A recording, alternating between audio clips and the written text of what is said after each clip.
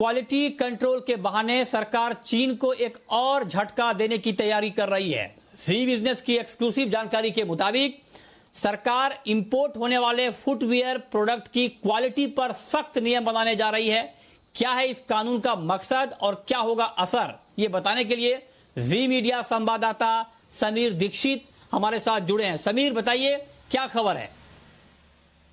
जी बिल्कुल, सरकार लगातार चाइना या पड़ोसी मुल्क से जो बेतहाशा इंपोर्ट होता है अलग अलग कैटेगरी में, इसको कम करने के लिए, इसको घटाने के लिए तेजी से कदम उठा रही है। और अब सूत्रों के मुताबिक जो अगला कदम है वो फुटवेयर सेक्टर से जुड़ा हुआ है। देश में तकरीबन 60% या इससे ज्यादा चाइना या वियतनाम जैसी कंट्रीज से जो शूज इंपोर्ट होते हैं, चाहे वो लेदर कैटेगरी में हो, स्पोर्ट्स कैटेगरी में हो, इन जूतों की जो इंपोर्ट होता है इसको कम करने के लिए सरकार ने क्वालिटी कंट्रोल ऑर्डर को लगभग फाइनलाइज कर दिया है, कर दिया है। और ये जब लागू होगा, आप ये समझ के चलिए कि जो देश के बड़े जो पोर्ट हैं, मसलन पारादीप पोर्ट हो, कांडला पोर्ट हो, मुंबई पोर्ट हो, कोचिन पोर्ट हो, इन पोर्ट से जो शूज इंपोर्ट होता है उनका पहले तो क्वालिटी चेक किया जाएगा, उसके बाद ही इन पोर्ट से शूज को आने की परमिशन दी जाएगी। लेकिन यह है कि सरकार ने यह भी तय किया है कि पोर्ट पर जो भी सामान पहुंचेगा इसको 7 दिन के भीतर क्वालिटी चेक करके अगर ये पैमाने पर खरे उतरते हैं उसके बाद ही इनको देश में आने दिया जाएगा, और अगर ये खरे नहीं उतरते हैं तो इनको ये कंसाइनमेंट को रद्द कर दिया जाएगा।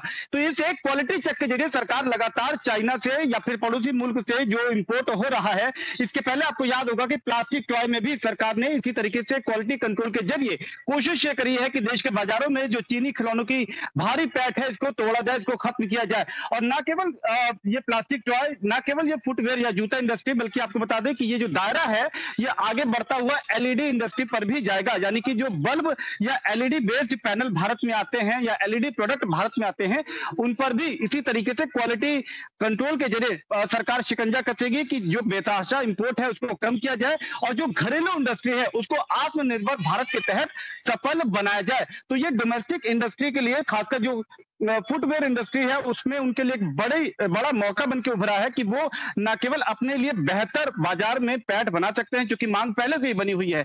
ऐसे में उनके पास एक बेहतर मौका है कि वो अपनी बेहतर क्वालिटी के जरिए न केवल उस डिमांड को पूरा कर पाए, बल्कि जो चाइना वाइन को टक्कर देने की जो सरकार की नीति है उसमें भी वो सरकार का साथ दे सकते हैं। जी जी जी हाँ, बहुत शुक्रिया समीर आपका इस पूरी खबर के लिए, इस पूरी डिटेल जानकारी के लिए। आगे बढ़ते हैं।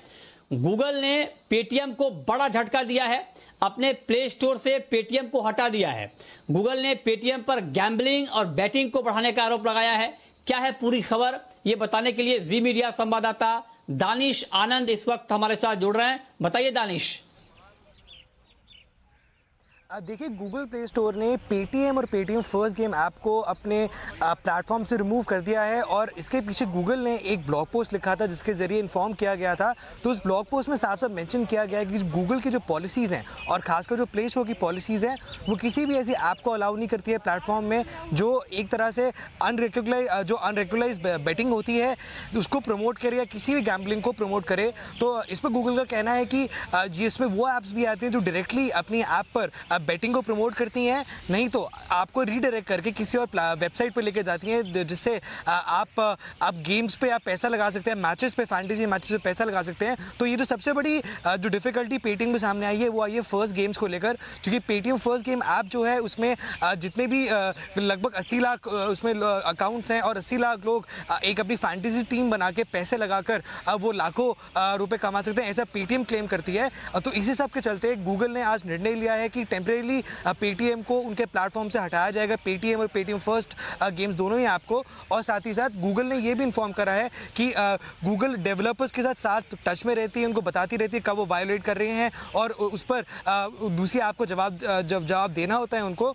और अगर ये बार बार होता रहता है तो ऐसे में गूगल डेवलपर अकाउंट जो किसी का होता है उसको भी रिमूव कर दिया जाता है। दूसरे हाथ पर मैं आपको बताना चाहूँगा, पेटीएम ने ट्विटर पर क्लैरिफिकेशन दे दी है अभी यूजर्स को कि ये बात सच है कि गूगल प्ले स्टोर से ऐप को हटा दिया गया है, लेकिन अभी भी अगर आपके फ़ोन में पेटीएम का ऐप है आप उसको नॉर्मली इस्तेमाल कर सकते हैं। तो ऑल इन ऑल देखा जाए तो ऐप अभी रिमूव की गई है प्ले स्टोर से, इसको बैन नहीं किया गया है। और अगर आपके पास अभी भी ऐप है आप उसको उसी तरह से इस्तेमाल कर सकते हैं जिस तरह से आप उसको करते आए हैं। और पेटीएम के सूत्रों के मुताबिक इंटरनल अभी यहाँ पर चर्चा चल रही है, वो डिस्कशंस कर रहे हैं कि किस प्रकार गूगल को जवाब दिया जाए और कैसे एक प्रॉपर सफाई देके वापस प्ले स्टोर पर आया जाए। ओके, तो ये पूरी खबर दानिश ने बताई। बहुत शुक्रिया दानिश आपका इस डिटेल इंफॉर्मेशन के लिए।